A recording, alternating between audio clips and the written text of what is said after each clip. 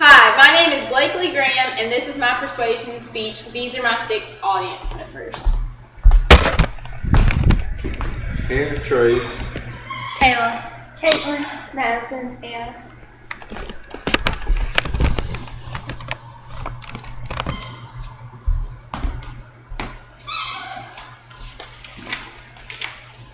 Has anyone ever seen one of these books before? Absolutely. Yes.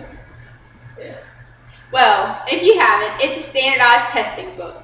And I'm sure if you haven't seen one, you've heard of them. They're very important to getting into college and also placement in classes throughout high school, middle school, and elementary school. Almost every single elementary, middle, and high school in the United States require these tests. Colleges and universities require standardized tests also. These tests include SAT, ACT, and other tests used to determine a student's academic knowledge. The scores are then used to help determine admissions into college or placement into classes within the grades K through 12. It has been a topic of interest for decades that these tests are not fair. Some students may have a great GPA and a great class rank, yet still don't get into the college that they have dreamed of getting into due to bad SAT, ACT, or other standardized test scores. These people may not score as high and may get denied this chance.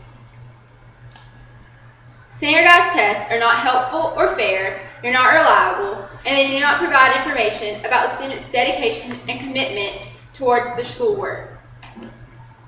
First of all, standardized tests are not helpful. Standardized tests do not help teachers or colleges learn about a student's ability to learn. According to fairtest.org, classroom surveys show most teachers do not find from standardized test scores very useful. The tests do not help a teacher understand what to do next in working with a student because they do not indicate how the student learns or thinks, nor do they measure much of what the students should learn. Good evaluation provides useful information to teachers. They also do not measure the creative ability that a student may have. These tests also don't measure the ability the student has to learn or the strive they have to get a good education. Standardized test is not fair when looking at the statistics between the poor and wealthy test scores. The Annie C. Casey Foundation found that the gap for achievement test scores between rich and poor have grown by almost 60% since the 1960s.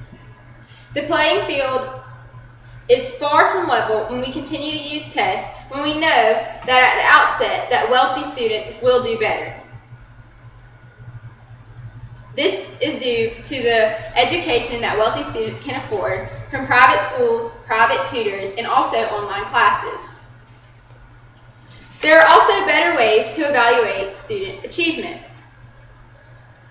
These things can be evaluated through good teacher evaluation, documentation of student work, and performance-based assessment.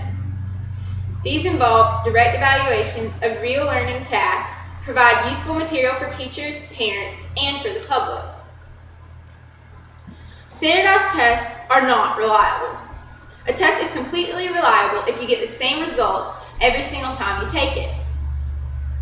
All tests have measurement errors. This means an individual score may vary significantly from day to day due to the emotional or mental state of the person taking it, and also due to testing conditions. Scores of young children and scores on subsections of tests are particularly unreliable.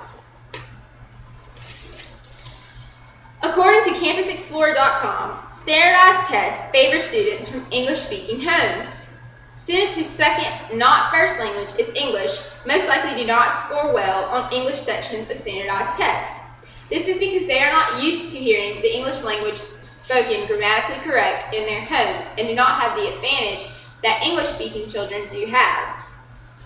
They are also not fair because not all students get an equal elementary to high school education. Some students cannot afford to go to a private and some students cannot afford to go to a private school and are forced to go to public schools. And this isn't a bad thing, however, some public schools are not equal to others. This may depend on location or availability of teachers. These factors all give students an unfair opportunity to show their ability to learn, and the knowledge that they have cannot be shown by these tests. These test scores do not show a student's ability or determination to receive a good education. According to StandardizedTest.com, a 2001 study published by the Brookings Institution found that 50% to 80% of year-over-year testing score improvements were temporary and caused by fluctuations that had nothing to do with long-term educational learning. They also showed nothing that will help show a student's ability to learn, because the student may not have had an opportunity to receive a good education. I personally have experienced this problem through standardized testing. As a high school student and senior, I am currently trying to get scholarships to go to college. However, these scholarships require good SAT scores. I have taken the SAT 3 times and the ACT 3 times, and I am 1 point away from the scholarship I need. This adds a lot of stress on me, as it does to my friends and other classmates who are trying to get scholarships and into their colleges. If it weren't for these tests, then colleges would see through other ways that we do have the academic ability to have the scholarships and to get accepted. From unfair advantages, unreliable scores, and not being helpful, to not providing any information about the student's dedication and commitment to schoolwork, standardized tests are not fair at all. These problems can be fixed by getting rid of these tests and focusing more on a student's learning capability and strive to be successful in their academics.